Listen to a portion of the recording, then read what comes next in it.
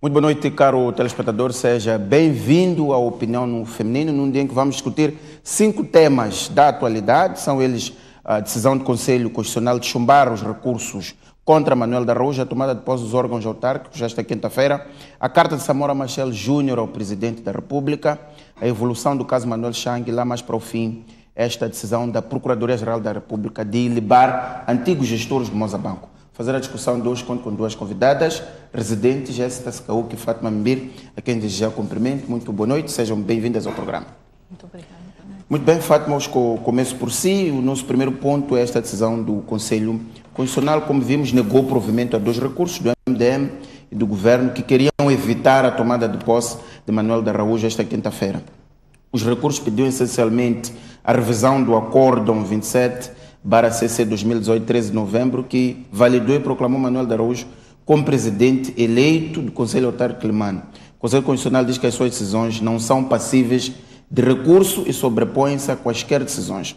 A minha primeira pergunta, Fátima, é se faz sentido que o MDM e o Conselho de Ministros, que neste recurso foi representado pelo Primeiro-Ministro Carlos Agostinho do Rosário, não compreendam estas 2 instituições, que os acordos do Conselho Constitucional são irrecorríveis.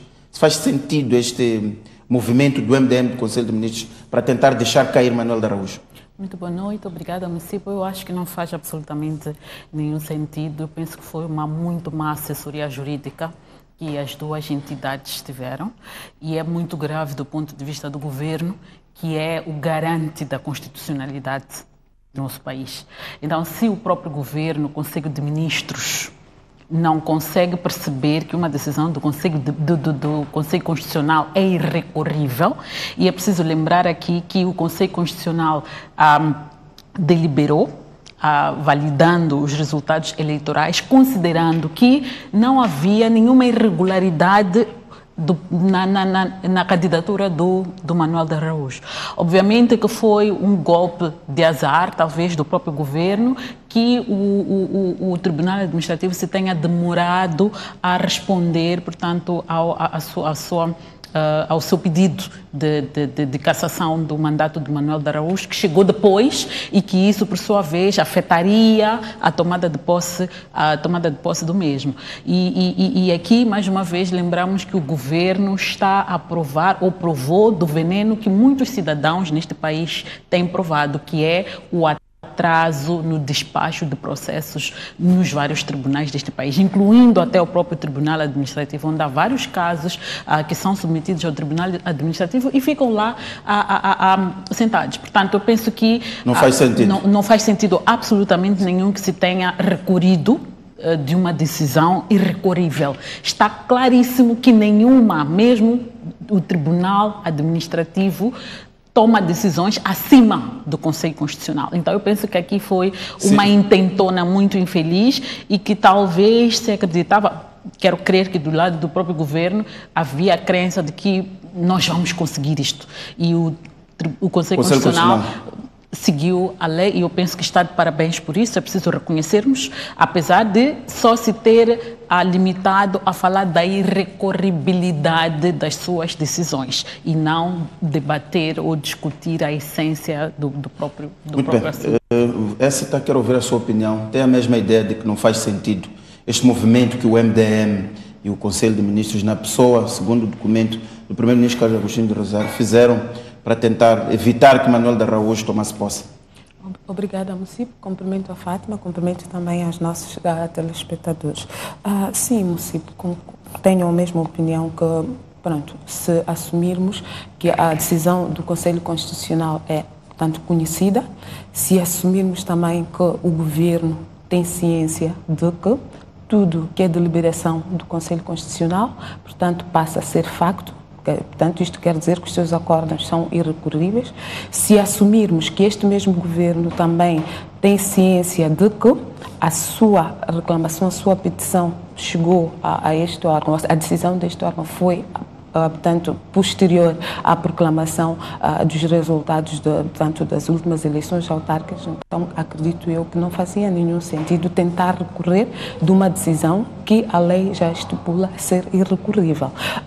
Este é um ponto. Por outro, eu penso que também este exercício traz uma lufada de ar fresco. Eu penso que é um exercício que faz-nos ainda acreditar. Por quê? Fala-se ultimamente e bem da separação de poderes e em algum momento nós ficamos incrédulos. Portanto, ver o Conselho Constitucional a agir em estrito respeito àquilo que são os ditames, portanto, orgânicos e de lei, faz-nos acreditar que sim, ainda podemos continuar a acreditar, portanto, que o nosso sistema pode caminhar em passos seguros. Muito bem. Fátima, vamos avançar e como estamos a falar de autarquias, tomaram posse hoje os órgãos autárquicos, o país passa desde hoje a ter um novo mapa autárquico, com a Frelimo à frente 43 autarquias, Renamo 8, MDM1, em alguns municípios de peso, como Beira e Matola, terá de haver negociações entre bancadas e já começamos a ver isto, uma vez que foram eleitos já os presidentes das assembleias municipais e também os vice-presidentes, uma vez que também estes partidos não conseguiram ter maioria suficiente para conseguir aprovar qualquer que sejam as iniciativas. As autarquias são também o poder mais próximo do cidadão, pelo menos na zona urbana, então tem um papel chave no desenvolvimento do dia a dia das pessoas. A minha questão é, quais são os grandes desafios de gestão dos órgãos autárquicos nestes 5 anos que passam a contar desta quinta-feira? Bom, os desafios são imensos. Nós temos a questão de saneamento do meio, que está sobre a jurisdição municipal, a questão da gestão do espaço urbano, o seu ordenamento, a sua distribuição, garantir que os cidadãos vivam em espaços ordenados, onde há alguma infraestruturação. Quando falamos de infraestruturação, estamos a dizer que haja indicação muito clara de onde é que é uma via de acesso, que haja indicação clara de que há ligação para a água potável, que haja também indicação muito clara de como é que a rede de eletrificação vai ser estendida e por aí fora. Este é um desafio muito grande que tem a ver com a questão da gestão do solo urbano e isto não há de ser propriamente, sobretudo para os municípios urbanos, não vai ser um assunto a ser feito apenas entre os municípios, mas vai ter que haver alguma coordenação institucional com, por exemplo, o Ministério da Terra, Ambiente e Desenvolvimento Rural, que gera a componente de terra, que tem o plano de uso de uso de terra e uso de aproveitamento de terra, e penso que a questão da gestão da terra, da infraestruturação, é uma questão muito complexa, uma questão que tem que ser de trabalho coordenado e quando nós vemos, por exemplo, a atribuição de espaço para determinadas atividades que por sua vez implicam a retirada de pessoas para outras áreas e quem tem que decidir que áreas são essas, em que condições é que estas pessoas vão ser reassentadas, muitas vezes são os municípios. Então penso que aqui há um desafio muito grande, sobretudo na gestão de terra, porque nós temos muita terra assim como país, mas temos muito pouca terra infraestruturada e todos nós estamos a lutar para ocupar o pouco espaço que está infraestruturado. Estamos a dizer o governo ao nível central, os governos provinciais, os governos distritais e os governos autárquicos. Então, é preciso que aqui haja coordenação interinstitucional, que haja uma discussão envolvendo as 4 categorias de gestão, de governação, para resolver estas questões.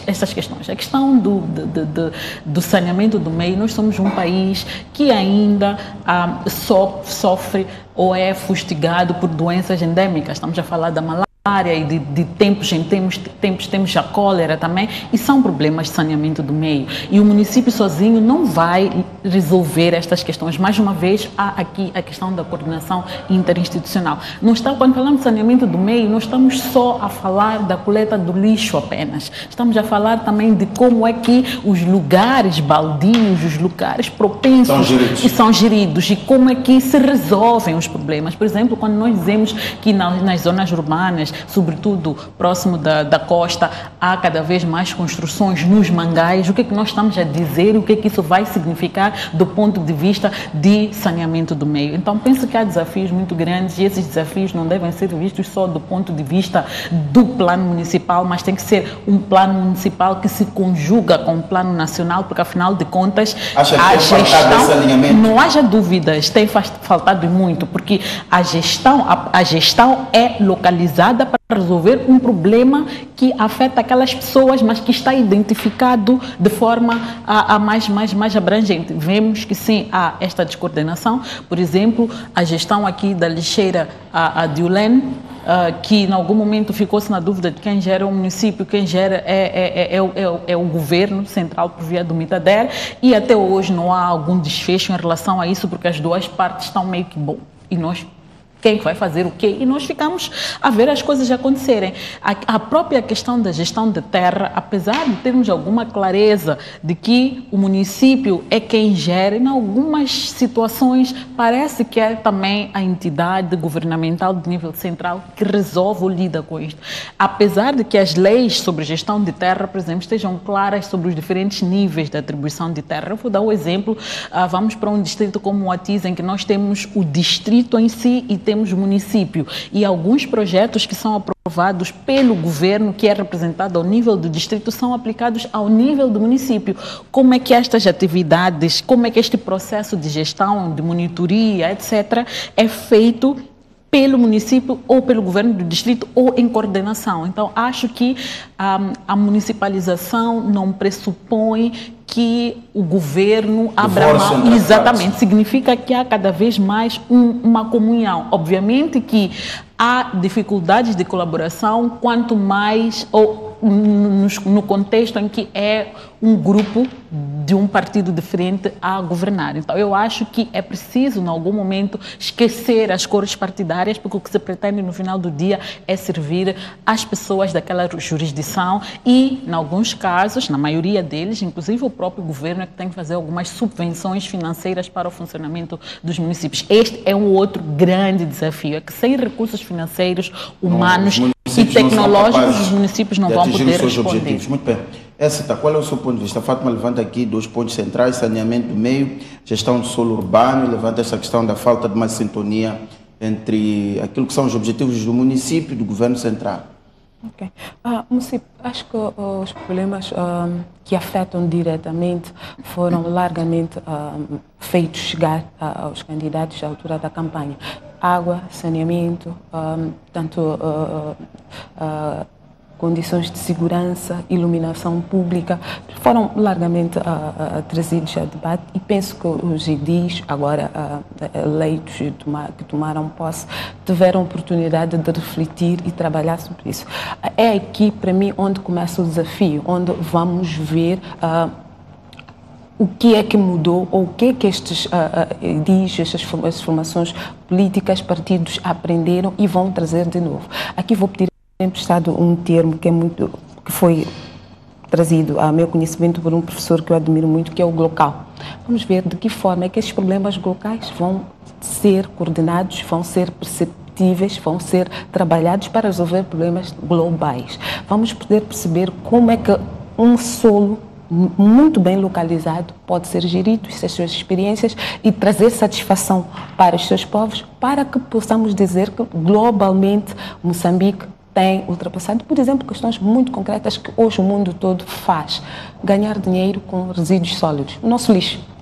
Está claro que nós temos muito demais e diversificado. O que é que podemos fazer para ganhar dinheiro? O que é que podemos fazer para reciclar este lixo? Porque em alguns sítios que já não é problema. Portanto, o mundo tem experiências boas, práticas para oferecermos.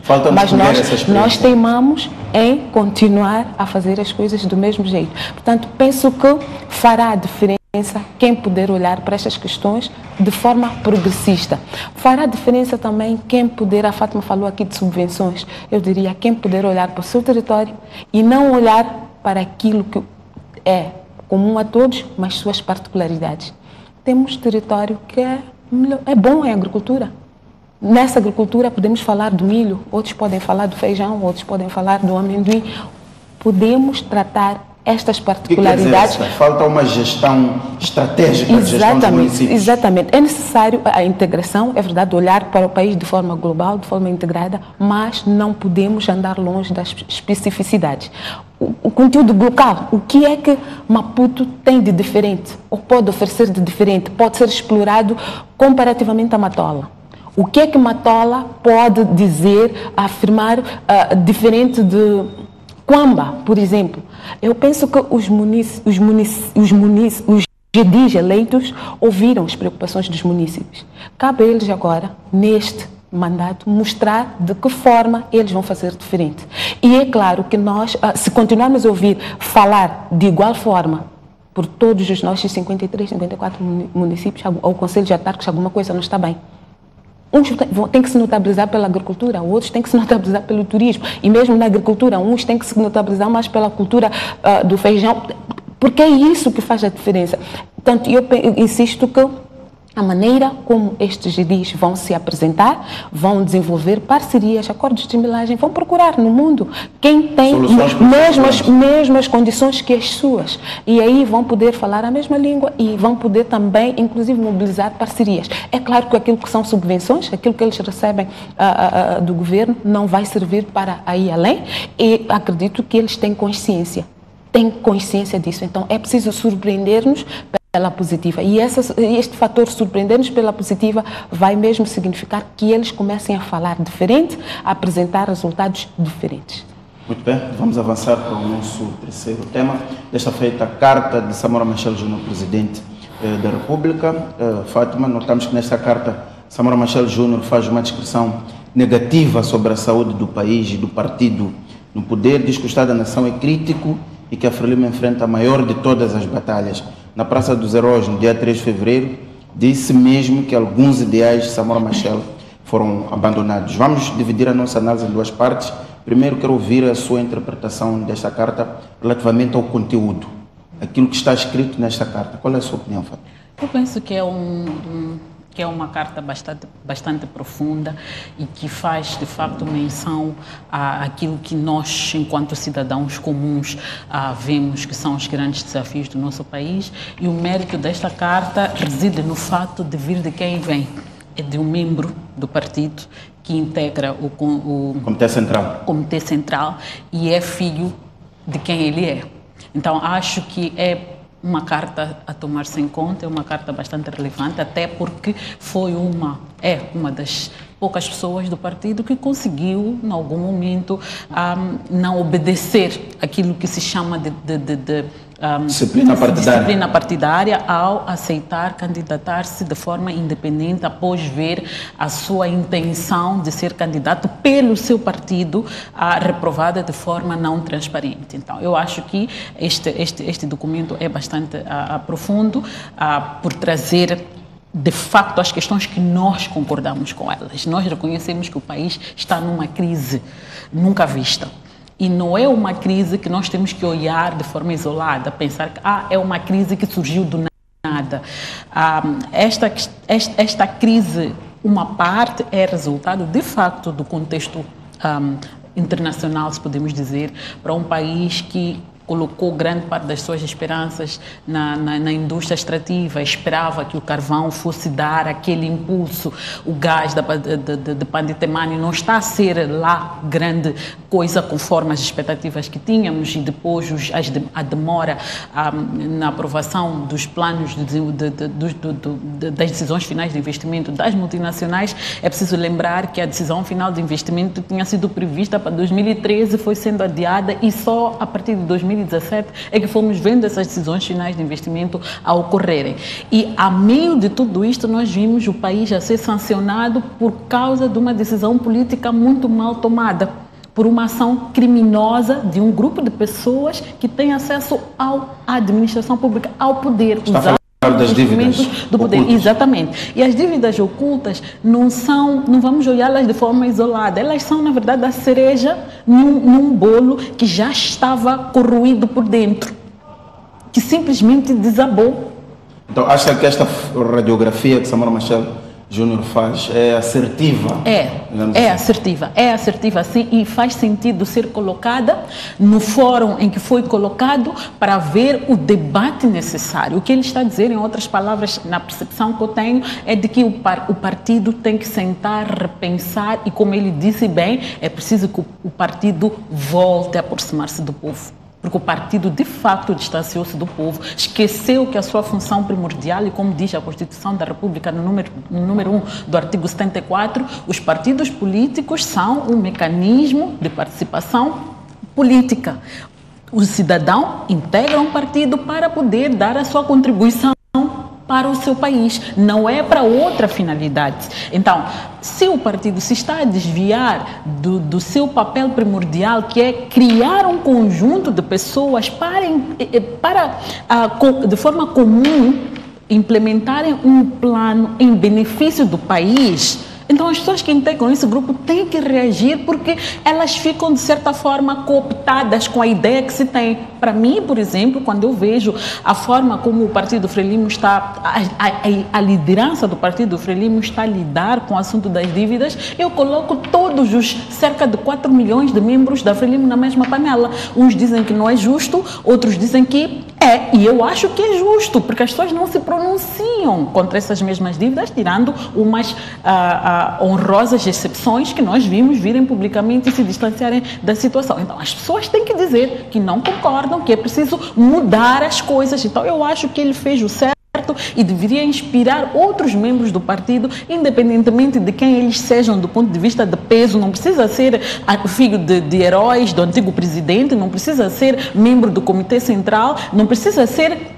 nada senão membro do partido para dizer, olha, temos que mudar, temos que voltar a pôr o povo no centro. Eu acho que é aqui onde mora o mérito desta mensagem. Revê-se nessa carta, tal como a Fátima, a ideia de que há uma crise nunca vista no país e também dentro do partido.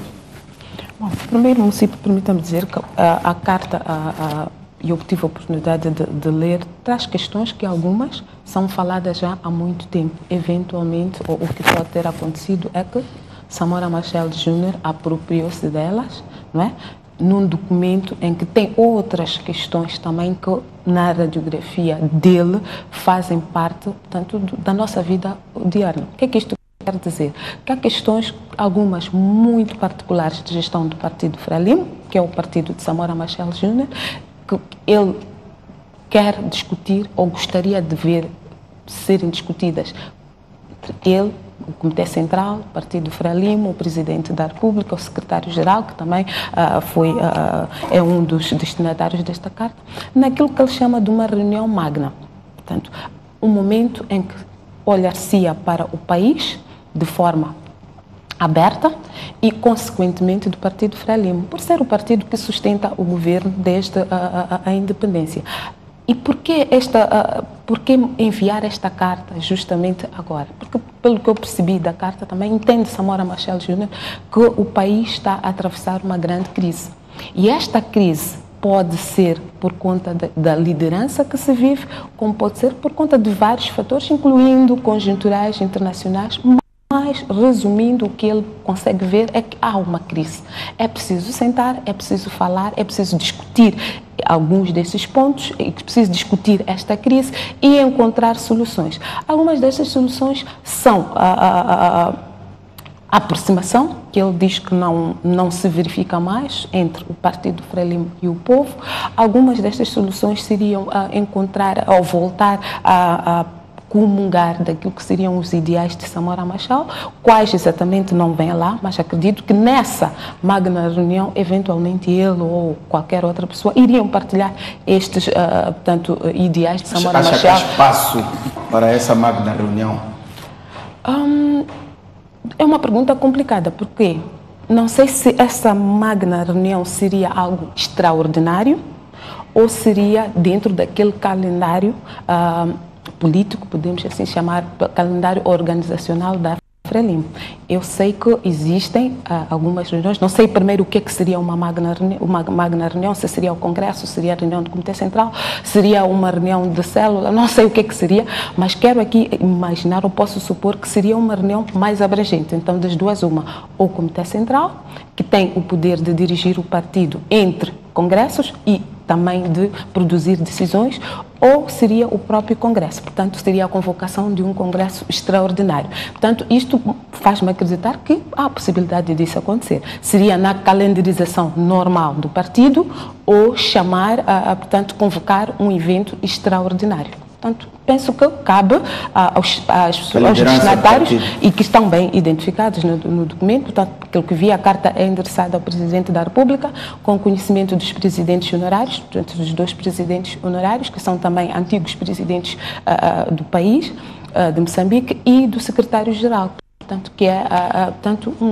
é um órgão também de decisão e de peso e que tem também esta tarefa de olhar para aquilo que é a saúde do partido, que é a saúde dos membros de quadros e trazer ao de cima aquilo que são grandes preocupações. Portanto, vejo aqui um documento escrito por um membro, e aqui concordo com a Fátima, que é um membro de peso, porque Samora Machel Júnior faz parte de um grupo muito seleto, que são os membros do Comitê Central. Estes membros são seletos porque eles decidem a vida não só do partido, mas também, por essa via, podem influenciar decisões que, a serem implementadas correta ou incorretamente, afetam também a vida do próprio país. Portanto, é uma pessoa com um poder muito grande. Muito bem, eu vou assim, muito bem. De qualquer forma, por aquilo que é a história que nós acompanhamos, os nossos partidos, em particular da Frelimo, as ideias diferentes dos seus membros não são discutidas fora, pelo menos desta forma. Samora Machel Júnior, nesta carta, transmite a ideia de que está a representar as bases, ou seja, há uma tendência dentro do partido que concorda com tudo aquilo que ele escreveu. Portanto, queria perceber a sua ideia, como é que olha para esta ideia de que Samora Machel Júnior é porta-voz de uma tendência dentro do partido, ponto 1. Ponto 2 é, de qualquer forma, num período eleitoral, ter uma voz importante como a de Samito, a fazer intervenções bastante críticas em relação ao partido, torna um fator perturbador para quem está a dirigir o partido e, no caso, também o país. Como é que olha para esses 2 elementos? É o porta-voz de uma tendência e é também um fator de perturbação. Como é que a Frelimo deve resolver este dossiê? Eu ia começar mesmo pela primeira pergunta que o município coloca, como é que eu vejo, ou se faz alguma diferença. Eu aqui ia remeter àquilo que são os estatutos da própria Frelimo, não é? Penso que, e é a maneira como eu acredito que a Frelimo está a olhar para este assunto, é que 4 milhões de membros são, em princípio, 4 milhões de desejos, 4 milhões de vontades, 4 milhões de aspirações. E estas aspirações, normalmente, têm aparecido ou têm emergido naquilo que, dentro da organização, chamam-se de bases. O que é que são as bases? Ou quem são as bases? São os membros. Se os 4 têm uma pretensão, estas 4 pessoas acabam escolhendo uma e ela, também na linguagem que eles usam, avança. Portanto, com o suporte, assumindo que esta uma está a representar aquelas 4. Se forem 5 mil, se forem 10 mil, penso que é assim que funciona. Então, aqui teríamos que aferir. Estas bases, todas elas, têm espaço ou não para discutir os seus assuntos. Portanto, Samora Machel, e é aqui que eu entendo portanto, o posicionamento de Samora Machel, quando ele diz que está a representar as bases. O Comitê Central tem menos de 300 pessoas. Portanto, já os membros do Comitê Central representam 4 milhões de membros, por um lado, se estivermos a falar só dos membros do partido político, do partido Frelimo, e trazem consigo também aquilo que são aspirações, porque vimos que as decisões deste partido, sendo ele o partido que sustenta o governo, devem também fazer diferença na vida dos moçambicanos. Então, por essa via, acredito que Samora Machel o Samora Machel Júnior carrega aquilo que são aspirações de um número de moçambicanos.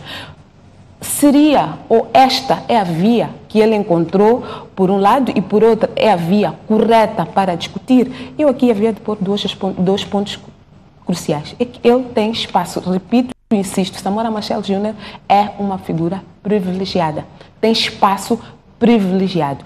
Não tem quero espaço privilegiado dentro do partido? Exatamente. Meus membros de comunicação... A carta que foi colocada a circular, os temas dessa carta podiam ser discutidos dentro do partido, nos órgãos próprios, sem que saíssem?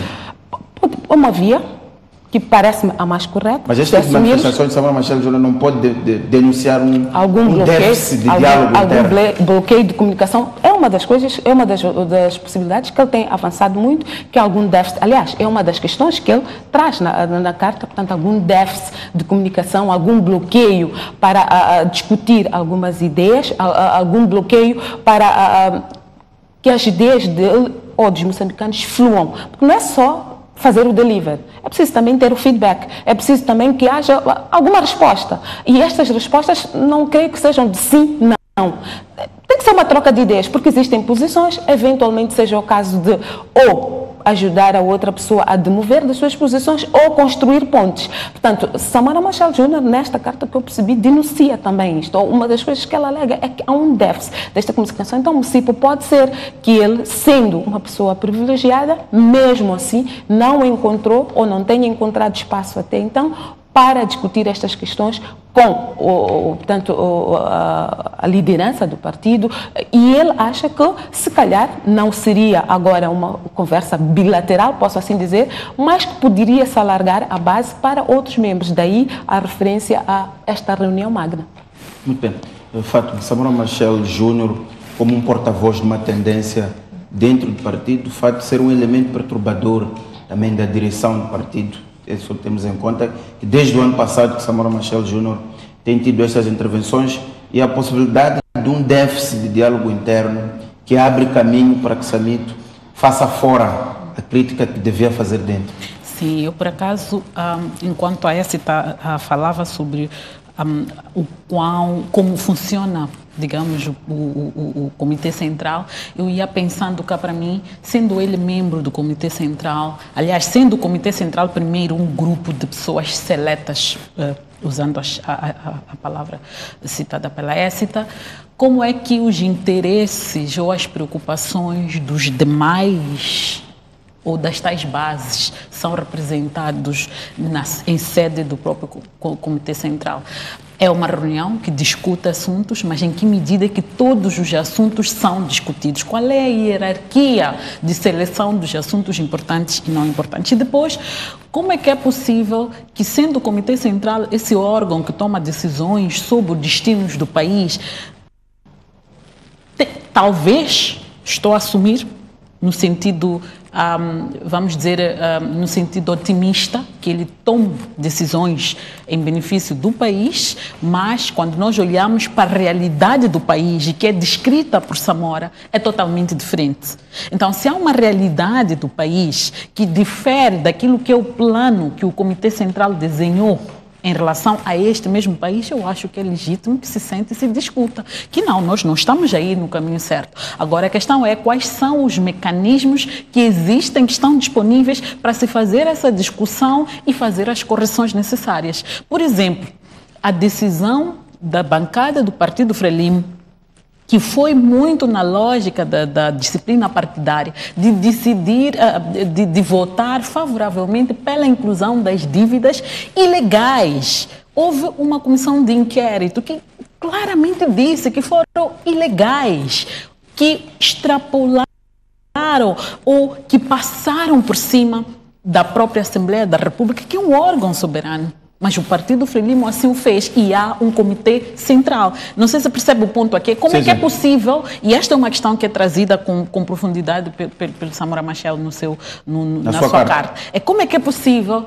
que a bancada da Frelimo, que em princípio tem que estar alinhada com aquilo que foi decidido em sede do Comitê Central e chancelado pela Comissão Política, tenha optado por votar favoravelmente por um endividamento ilegal. Quer dizer, obrigar a que os moçambicanos assumissem o ônus de uma ilegalidade.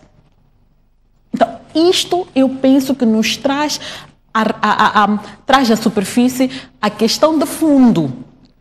O que se discute no Comitê Central e o que se faz na prática. Porque se o Comitê Central é, de facto, esse órgão de pessoas bem selecionadas, que se reconhece o mérito, que se reconhece o compromisso, e é lá onde se discutem as questões. Não faz sentido absolutamente nenhum que nós tenhamos o país que nós temos neste momento, a menos que de facto esse Comitê Central esteja a aprovar estas coisas que nós vemos acontecerem no nosso país. E que se calhar ele está a dizer, eu não me revejo nessas decisões. Então, aqui das duas, uma, ou as decisões deste órgão estão a ser violadas e ele está a reagir em relação à violação porque ele sente que a sua contribuição está a ser, de certa forma, posta em xeque, ou ele não concorda com as decisões que são tomadas naquele órgão porque contrariam os interesses das bases que, de certa maneira, são nossos interesses também enquanto moçambicanos. Ninguém está interessado a que o país pague uma dívida que nós sabemos que, para além de ilegal, agora, afinal, é criminosa. Essa está. Muito rapidamente, temos que já passar para... Não, só queria aqui comentar. Sim. O Comitê Central é o órgão que delibera entre os congressos. Não é? Como pode ver, ele tem uma calendarização própria e, em caso de assuntos muito concretos, pode ser convocada uma sessão extraordinária. O ponto é que eu não tenho certeza de que qualquer decisão ou qualquer deliberação da bancada da Frelimo foi sob orientação ou decisão do Comitê Central. Tenho sim conhecimento que o Comitê Central, como qualquer moçambicano, qualquer cidadão, tenha debruçado, tenha discutido sobre as dívidas ocultas, que é parte da vida dos moçambicanos. Portanto, não creio que exista algum moçambicano adulto que nos últimos 3 anos, portanto, desde 2016, não tenha dedicado sequer um minuto para discutir. Mas, como disse, não confirmo, não chancelo a afirmação da Fátima de que portanto, a decisão de assim deliberar tenha sido uma decisão do Comitê Central. Ponto 1. Ponto 2. Discussões que têm aparecido muito e recentemente tem falado-se mais nisso, indicam que a orientação, o porquê de chancelar as dívidas por via da sua inscrição na Conta Geral do Estado foi em respeito a uma lei. Portanto, esta lei existe e esta lei também foi interpretada. Portanto, o meu ponto aqui é que, de novo, não sei se não estou a perceber da mesma maneira que a Fátima, é que até que ponto a interpretação deste comando pode ser o mesmo para uns e para outros. Não creio eu que se esteja a dizer que qualquer decisão de qualquer órgão, que seja Comitê Central ou qualquer outra, em qualquer organização, seja a mais correta ou a mais acertada. Entendo eu que é este o debate que Samora Machel Júnior está a trazer. Se calhar, em vez de assumir-se que aquela decisão, respeitando aquela lei, era a mais correta, pode-se ouvir outras opiniões e, eventualmente, o partido e, por consequência, o país possa ter mais ideias mais abrangentes e, por aí, tomar uma decisão que talvez seja a melhor. Este é que é o entendimento que eu estou a ter, porque, de forma alguma, eu tenho certeza, ou afirmaria de consciência, que o Comitê Central teria ordenado à bancada do Partido Frelimo para proceder daquele jeito. Fátima? Bom, eu acho que em relação às decisões que o partido toma, ou que a bancada do partido toma, porque também não podemos ter ilusões de que a bancada da Frelimo toma decisões assim, no vazio, por si própria, por iniciativa própria. Ela tem, de certa forma, algum fórum de consulta, quero acreditar nisso. E o meu ponto, e que está muito em linha com o ponto levantado pelo Samora Machel Júnior, é de como é que a Frelimo chancelou, depois de ter feito de ter sido criada uma comissão de inquérito que teve conclusões bastantes para não se aceitar incluir as dívidas ocultas na Conta Geral do Estado, alegadamente porque estas iriam, era para viabilizar o seu pagamento. Como é que vamos viabilizar o pagamento de uma dívida que deveria ter passado pelo órgão soberano de acordo com a Constituição da República, que é a lei fundamental, e a Frelimo, como partido, a Assembleia da República, as bancadas representadas ali como órgão de soberania, devem cumprir e cumprir. Esta é a questão de fundo. Aqui não há lei que supera a Constituição Constituição da República? Não há. A Constituição da República é bastante. Se devia ir à Assembleia da República e não foi, então não é a Assembleia da República que vai criar condições para que uma coisa que passou, ela nem tenha acesso ao dossiê. E olha a grande vergonha, é que agora sabemos que foi tudo uma tramóia de fato. E nós já aprovamos. Como é que isso fica? Eu penso que é legítima esta questão e este ponto traz ao de cima a necessidade de discutir, afinal de contas, o que é que nós defendemos, o que é que está em primeiro lugar nas nossas decisões, como é que nós tomamos as decisões, tomamos-las com suficiente informação que nos permita decidir que sim, é isto, e se nós tomarmos uma decisão errada, a grande pergunta que eu tenho agora é, uma vez os detalhes trazidos pela acusação das autoridades americanas, o que a bancada da Frelimo, em particular, vai fazer em relação a este caso? Penso que esta talvez também é uma questão de fundo que está a ser proposta pelo próprio Samora quando sugere esta tal a reunião magna para discutir as questões. É que é preciso dar resposta a isto. Muito bem. Essa quer responder a este ponto ou podemos mas muito rapidamente. Posso comentar apenas, dizer que este é o entendimento que eu tenho das questões que o Samora Machel Júnior. Eventualmente, ele, destas várias discussões, do nível de comunicação e da maneira como ela flua, se calhar pode chegar à conclusão, ou os membros do Comitê Central podem decidir, que qualquer decisão macro precisa de passar pela Assembleia da República. Eu aqui, pelo Comitê Central. Aqui eu diria, não sei, qual seria o timing ou de que forma é que, porque temos, isto é Moçambique, algumas destas decisões, no caso das dívidas ocultas que a Fátima trouxe aqui, vai para além dos membros do Comitê Central. Até que ponto os moçambicanos estariam confortáveis que decisões que afetem e impactem imediatamente a sua vida careçam deste step back para ir sentar por um grupo seleto. Porque o que eu percebi, e aqui insisto, o que eu percebi é que ele propõe que há um problema muito concreto, há uma crise que traga mais vozes.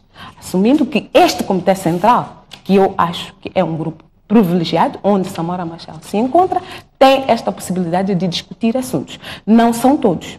E, de forma alguma, também creio que a discussão feita por este grupo é conduzida da forma, se calhar, mais acertada, mais correta. Pode ser que, em determinado momento, eles assumam que esta é a melhor forma, mas o tempo dito, como parece ser o caso, que há outras variáveis que deviam ser conhecidas e ser consideradas. Portanto, concordo que a possibilidade ou a necessidade de, para determinados assuntos, alargar-se a discussão. Talvez tenha dificuldades em perceber quais seriam estes assuntos e qual seria o tempo de reação ou de resposta deste órgão, que é acontecendo. Muito bem, se não ficamos bloqueados neste tema, acho que ficou claro aqui o ponto de vista de cada uma de vocês. Vamos ao caso Manuel Chang, como acompanhamos, continuam em audição na África do Sul com decisões importantes previstas para os próximos dias. Relativamente a este caso das dívidas ocultas, ou supostamente, em rigor, a vice-ministra da Economia e Finanças, Exaltina Lucas, foi exonerada pelo Presidente da República na tarde desta quinta-feira. Quero ouvir o seu comentário sobre esta saída da vice-ministra, que é arguida neste processo relacionado com as dívidas ocultas, mas também quero perceber aqui qual é o seu ponto de vista, na medida em que, se há um mês havia uma ideia muito concreta sobre este processo de Manuel Chang, de que seria de alguma forma rápido, havia já, pelo menos de alguns juristas da praça moçambicana, uma ideia de que a extradição para os Estados Unidos também era óbvia. Passado este tempo todo, vimos a luta que os advogados estão a fazer, agora sabemos que a decisão passa pelas mãos do Ministro da Justiça, que, enfim, ele não decide, quem decide é o Tribunal, mas pronto, não deixa de ter um papel. Qual é a análise que faz hoje, já mais friamente, passar todo este tempo e todos estes desenvolvimentos? Comecemos por Exaltina Lucas. Exaltina Lucas, o nome dela tem estado a ser citado. A Procuradoria-Geral em 2 ocasiões, portanto, no processo que foi remetido ao Tribunal Administrativo, tem também lá o seu nome, não como arguida, mas como uma pessoa por quem este processo passou. Na altura, ela era a diretora nacional do Tesouro. Como também aparecem outros nomes, alguns administradores, funcionários, podemos assim chamar, de uma ou das 3 empresas citadas. Portanto, é um nome que estava lá a ser falado. Com a revelação portanto, de mais informação por parte dos americanos, portanto, há uma linha que orienta que sim, ela pode ter tido um papel preponderante. De uns tempos para cá também aparecem vozes que pediam que o Presidente da República a libertasse das funções que ela hoje tem, até porque, como Vice-Ministra da Economia e Finanças, tem um papel, portanto, a jogar na negociação, no pacote todo da negociação. Sabemos que o Ministério da Economia e Finanças tem estado a ter um papel preponderante na discussão com os credores, por um lado, como também é o Ministério que deve não só discutir um novo pacote de ajuda, como fazer a aproximação com os parceiros de cooperação, incluindo o FMI. Portanto, ela... Acha que a imagem dela já não estava boa, digamos assim, para os grandes dossiês do Ministério da Economia? Eu diria que, para que ela tenha serenidade, se calhar esta foi, não conheço a fundamentação do Presidente da República, mas acredito que para que ela própria tenha se calhar mais espaço para preparar a sua defesa ou ir juntando toda a informação que seja útil, por um lado, mas que também não prejudique os passos subsequentes. Os passos subsequentes, diria que há todo um pacote que o governo de Moçambique tem. Há toda uma intenção que o governo de Moçambique tem de restabelecer no seu curso normal aquilo que é portanto, o relacionamento com as instituições parceiras. E esta intenção precisa de ser liderada. Tem uma equipe que acredito que seja liderada pelo ministro Maliano, mas a figura do vice-ministro é preponderante. Se calhar não seria apropriado ir vender um projeto, uma ideia, quando existem elementos dentro da equipa que defende, que faz a promoção deste mesmo projeto, com a imagem associada àquilo que é portanto, o dossiê das dívidas ocultas. Portanto, o futuro de Manuel Chang. Futuro de Manuel Chang. Eu aqui ia recuperar o seu comentário que existiam grupos que acharam que é óbvio. Não sei. Se calhar diria que existem vários grupos com várias expectativas, mas achar que Manuel Chang não fosse lutar, ou que Manuel Chang não fosse, pelo menos, contar com um corpo de advogados para dizer aquilo que ele acha que é a sua verdade, e eu acho que era sonhar muito. Portanto, há vários passos que têm que ser seguidos e não me parece que se tenham saltado qualquer um deles. Portanto, os advogados do cidadão Manuel Chang estão a fazer aquilo que lhes cabe, aquilo que a lei, a justiça lhes permite fazer, estão a usar, acredito, de todos os instrumentos que eles têm à disposição para, onde for possível, comprar tempo, onde for possível, contra-argumentar, onde for possível, apresentar mais dados. Eu penso que eles estão a fazer pelo que só o curso dos acontecimentos vai ditar. Muito bem. Fátima, os 2 assuntos. Comecemos pelo caso da vice-ministra da Economia e Finanças, que foi exonerada hoje. Bom, eu acho que esta decisão só peca por ter sido tardia. Na verdade, eu compreendo um pouco a ideia do presidente nomeá-la para vice-ministra, porque foi numa altura em que era preciso dar explicações ao FMI, era preciso dar explicações aos parceiros de cooperação. E ela era a pessoa certa para dar essas explicações. Foi um pouco na ideia de ela que limpe a sujeira que ela causou, um pouco nessa lógica. O que pode, de certa forma, não ter sido uma decisão acertada do todo, porque sendo ela parte, como se sugere, sendo ela uma parte importante, ativa no processo do endividamento ilegal, ela também estava em condições de fazer toda a limpeza das evidências que poderiam existir de qualquer ilicitude. Então, esta decisão de mantê-la, embora possa ser compreensível do ponto de vista de ela conhece o dossiê, ela está em melhores condições de explicar, peca pelo fato de que ela é uma parte envolvida e ela poderia ir fazendo a limpeza para impedir, por exemplo, que o Macron pudesse ter acesso a muito mais informação que certamente estaria ou poderia existir no Tesouro. O outro aspecto que eu acho que que talvez esteja por detrás desta exoneração agora, é que de facto nós fizemos a pressão como Centro de Integridade Pública. O Centro de Integridade Pública publicou uma nota a questionar por que o presidente não exonera a Exaltina, tendo em conta que ela, como a primeira-ministra, a vice-ministra, desculpa, ela tem alguma proteção, de certa forma. Então, talvez é um pouco dar o sinal de que nós estamos interessados que este processo avance, até para fazer a limpeza sobre todas as demarches que nós estamos a ver de garantir alguma proteção do próprio Manuel Chang. Como disse a Écita, ele está a oferecer resistência e conta com advogados bastante poderosos. Isso já entrando no futuro de Manuel Chang. Isso. E Fátima, conta com advogados bastante poderosos. A própria Procuradoria-Geral da República, com muita tristeza, está a desempenhar um papel de advogado de Manuel Chang.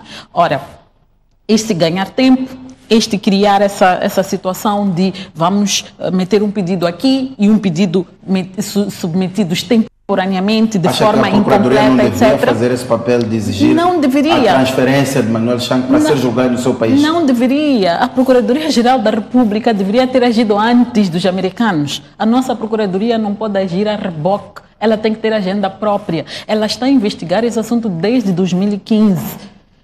E só quando os americanos lançaram a acusação é que ela aparece a público a dizer que tem 18 arguidos.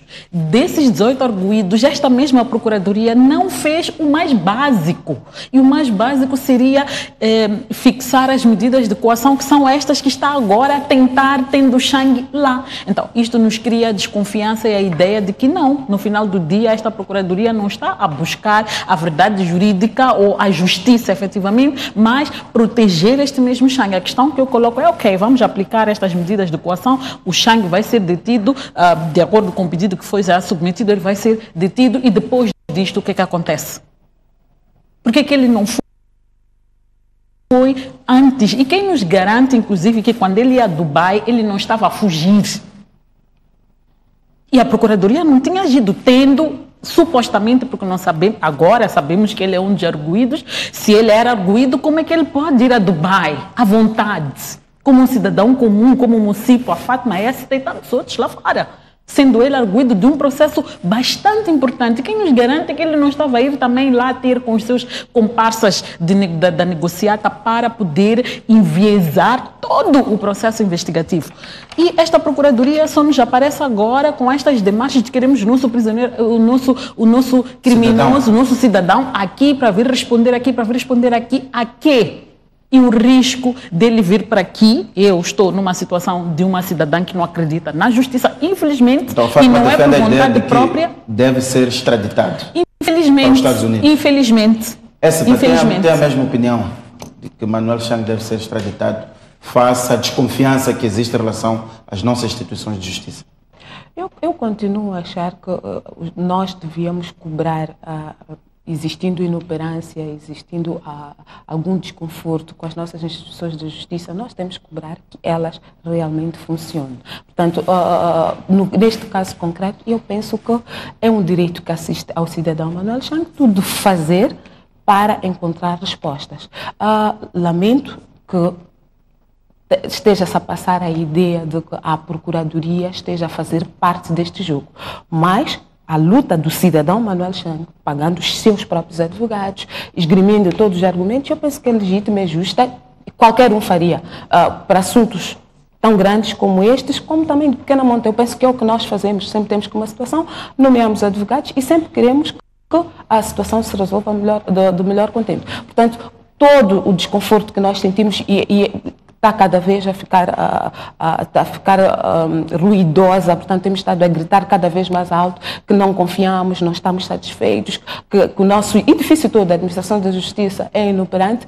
Não penso que devemos só olhar para este caso Manuel Chang, porque eventualmente, como país, como nação, vamos ter mais questões. O que nós queremos é que a nossa Procuradoria seja eficiente, faça o seu trabalho de forma muito concreta e que, para todos os casos de desmandos, de desvios, de supostas, portanto, agressões àquilo que são as nossas leis, os nossos organismos constitucionais, ela tenha uma posição firme. Aliás, como podemos aqui no princípio do programa brindar e felicitar o Conselho Constitucional, mesmo recebendo uma petição vinda do governo, ela olhou para aquilo que a lei diz e tomou uma decisão. Portanto, é isto que eu espero do nosso sistema de administração de justiça. Fátima, sei que tem notas, mas este tema do caso Manuel Chang vai continuar na agenda. Ficamos com pouco tempo, mas muito pouco tempo mesmo. Eu até vou pedir a vossa capacidade de resumo. Vamos passar para os antigos gestores do Mozabanco que foram ilibados. E Fátima, consigo uma pequena contextualização. A PGR absteve-se de acusar os antigos gestores do Mozabanco do crime de administração danosa,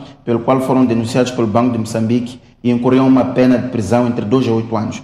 Lembramos que o Mozabanco foi intervencionado pelo Banco Central em 2017 por insustentabilidade financeira e risco sistêmico.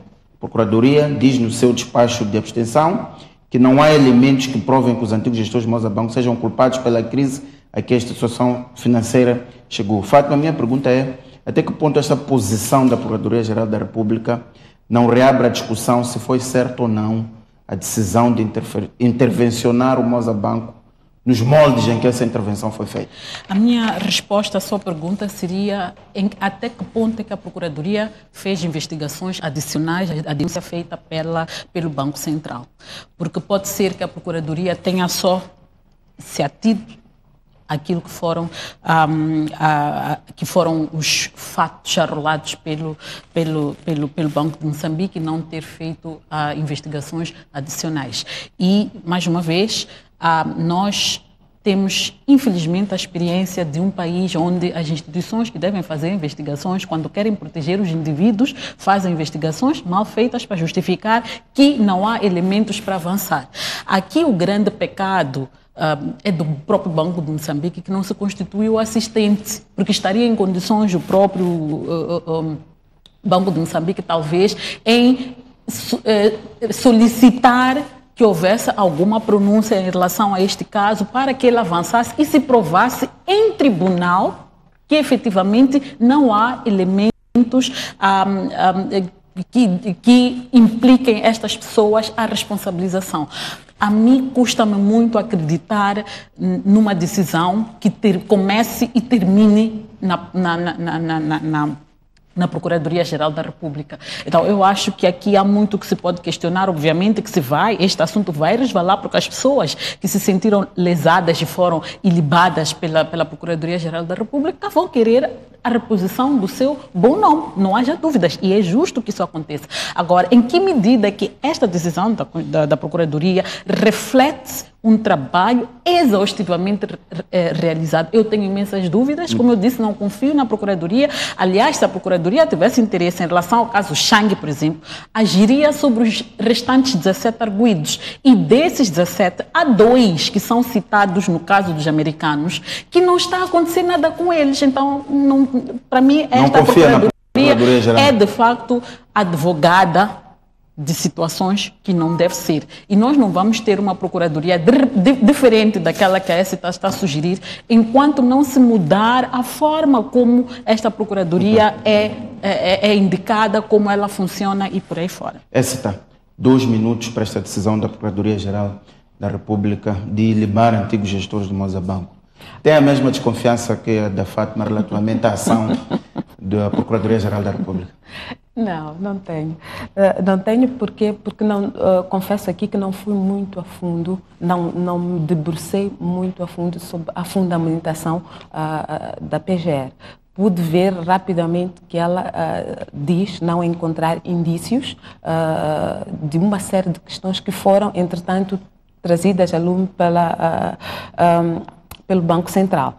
Meu ponto aqui seria das questões que, inclusive, levaram a que estes gestores séniores do Mozabanco fossem sancionados, tivessem recebido desde coimas à inibição por determinado período de exercício de atividade, seriam questões meramente administrativas ou há delito criminal. Portanto, eu precisaria de perceber exatamente neste caso, o que a Procuradoria está a dizer é que não há elementos para uma acusação criminal.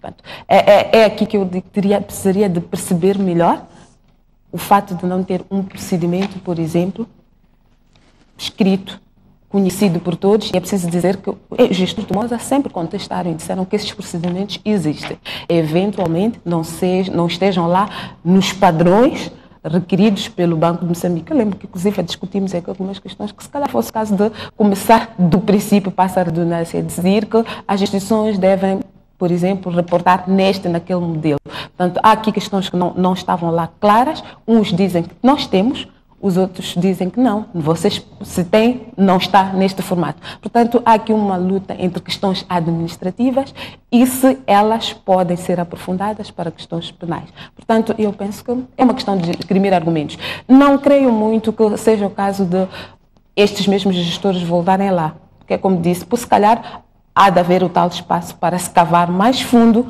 aprofundar-se essa discussão. Se ela servir para melhorar o sistema todo, quer de reporte como de interação nas instituições financeiras, eu penso que seria muito bem-vindo. Mas se for o caso de apenas limpar o nome com aquilo que chamamos de artimanhas legais, eu penso que ia desgastar ainda mais e se calhar pessoas como a Fátima nunca mais voltariam a confiar no nosso sistema de administração de justiça, como também no financeiro.